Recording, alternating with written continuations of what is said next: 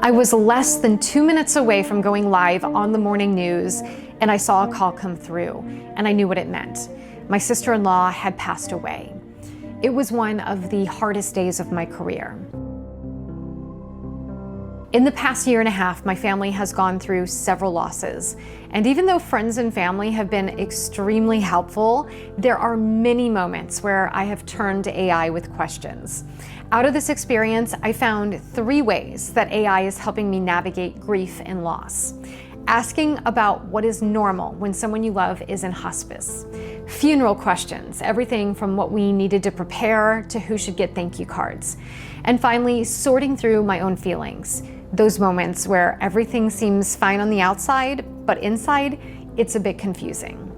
When my mother-in-law was in hospice, we had a lot of questions, and hospice was wonderful, but they were not there 24/7. So we would notice something and we'd wonder, is this normal? What's happening? What should we expect next?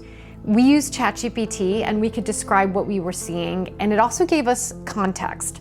So I don't want to go into the details, but it helped us understand what the body goes through at the end of life, and that understanding made it a little less frightening. It also gave us some perspective, and it helped us focus more on being present with her instead of worrying.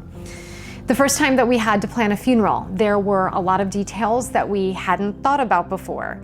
What we did was turn to AI for help with the intricacies, like which hymns and readings best reflect our loved one. And we also didn't know who was supposed to get thank you cards. Pallbearers, for example, get thank you cards. But do you actually mention that part? So we wrote the cards ourselves in our own words, but AI was helping us understand the etiquette, what to include and what to leave out, and that took away a lot of the second guessing. And we didn't have to worry if we were forgetting something. Instead, it just helped us focus more on honoring our loved ones.